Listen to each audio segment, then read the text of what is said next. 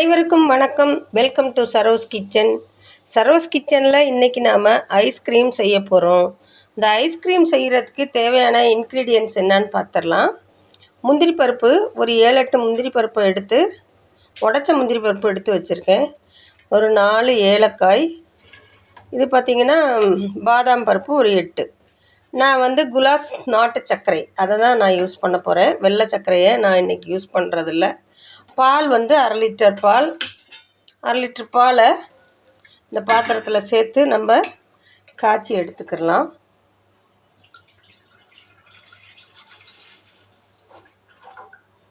அவ்வளோதாங்க இன்க்ரீடியன்ஸு. இனிமேல் பாலை நல்லா சுண்டாக காய்ச்சிக்கலாம். இப்போ பாருங்கள், பால் நல்லா காய்ச்சிக்கிட்டு இருக்கு. இந்த ஆடை கட்டுது பார்த்திங்களா, இதை எடுத்து விட்டு நல்லா காய்ச்சி எடுத்துக்கலாம்.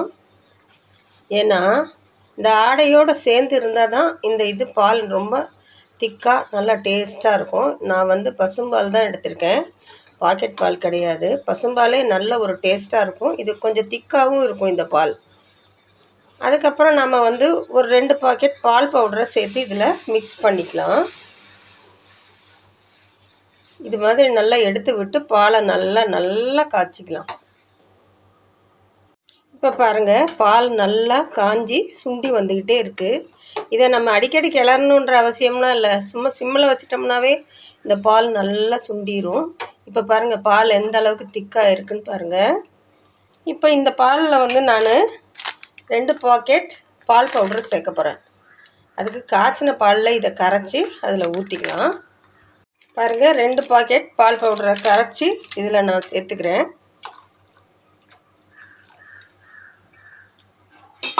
இந்த பால் இன்னும் ஒரு 10 நிமிஷம் நல்லா சுண்டட்டும்.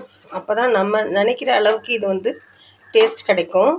அதோடவே முந்திரி பாதாம் அதை பிடிச்சி வச்சுருக்கேன் பாருங்கள், அதையும் இதில் சேர்த்துடலாம்.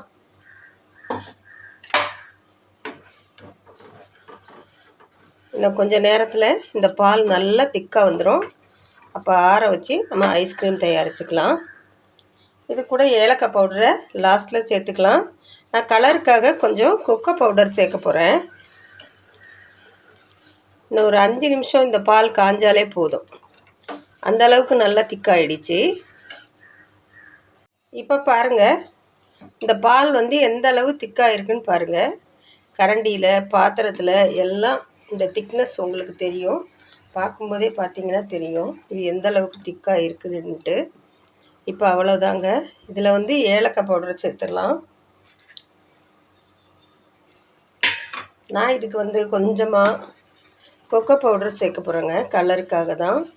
குங்குமப்பூ இருந்தால் கூட நீங்கள் சேர்த்துக்கிடலாம். நான் இதில் மைதா மாவோ கார்ன்ஃப்ளவர் மாவோ இதில் சேர்க்கலை.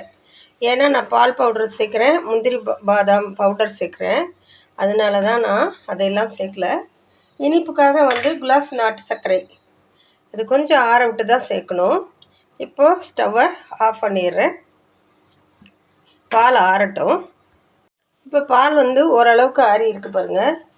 இப்போ கொக்கோ பவுடர் சேர்த்துக்கிறேன். ஒரு டீஸ்பூன் கொக்கோ பவுடரு, இது கலருக்காக சேர்க்குறேன். நாட்டு சர்க்கரையும் இதிலே சேர்த்து நல்லா கலந்து விட்டுறலாம். இந்த பால் கம்ப்ளீட் நல்லா சுத்தமாக ஆறி போகணுங்க.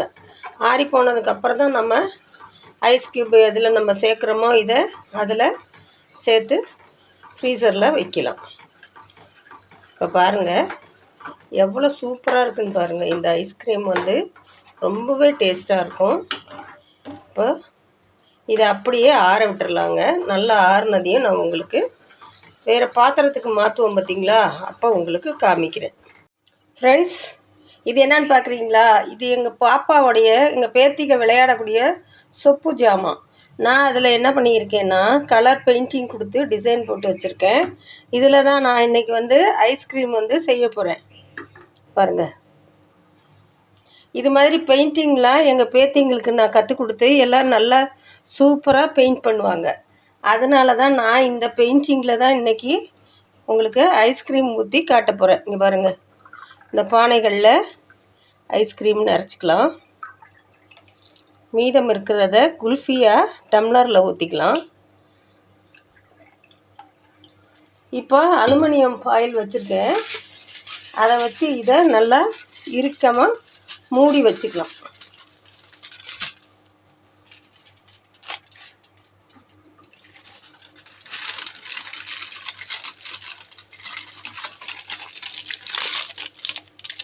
ஃப்ரீசரில் வச்சு மீண்டும் நாளைக்கு பார்க்கலாம்.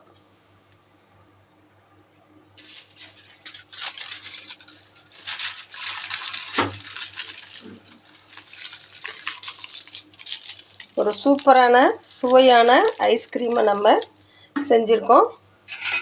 இதை எப்படி இருக்குதுன்னு நாளைக்கு உங்களுக்கு காமிக்கிறேன். அல்லது ஈவினிங் ஒரு 8 hours ஆன பிறகு இதை நான் எடுத்து உங்களுக்கு காமிக்கிறேன். எங்கள் பேத்திங்க பார்த்தாங்கன்னா ரொம்ப ரொம்ப சந்தோஷப்படுவாங்க. அவங்களுடைய சொப்பு ஜாமான் இது. சொப்பு ஜாமானில் ஒரு டிசைன் போட்டு இந்த மாதிரி ஐஸ்கிரீம் செஞ்சுருக்கேன். அவங்க பார்த்தாங்கன்னா ரொம்ப ரொம்ப சந்தோஷப்பட்டு சாப்பிடுவாங்க. ஒவ்வொன்றையும் பாருங்கள்.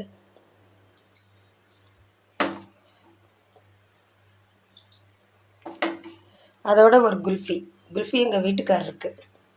ஃப்ரெண்ட்ஸ், இதே மாதிரி நீங்களும் ஐஸ்கிரீம் செய்யுங்க. ரொம்ப ரொம்ப சூப்பரான சுவையில் இருக்குது. இதை நான் பாலாக இருக்கும்போதே கொஞ்சம் குடிச்சு பார்த்தா அவ்வளோ ஒரு டேஸ்ட்டான டேஸ்ட்டு. இந்த மாதிரி நீங்களும் செய்யுங்க. நான் செஞ்ச மெத்தட்லேயே செஞ்சிங்கன்னா ரொம்ப ரொம்ப சுவையாகவும் எல்லோரும் விரும்புகிற மாதிரியும் இருக்குது. ஃப்ரெண்ட்ஸ், இந்த வீடியோ உங்களுக்கு பிடிச்சிருந்துச்சுன்னா லைக் பண்ணுங்கள். உங்கள் ஃப்ரெண்ட்ஸ் அண்ட் ஃபேமிலிக்கு ஷேர் பண்ணுங்கள், கமெண்ட் பண்ணுங்கள், சப்ஸ்கிரைப் பண்ணுங்கள். பக்கத்தில் இருக்க பெல் ஐக்கானை மறக்காமல் கிளிக் பண்ணுங்கள். தேங்க்யூ. மீண்டும் ஒரு நல்ல ரெசிபியுடன் சந்திக்கலாம்.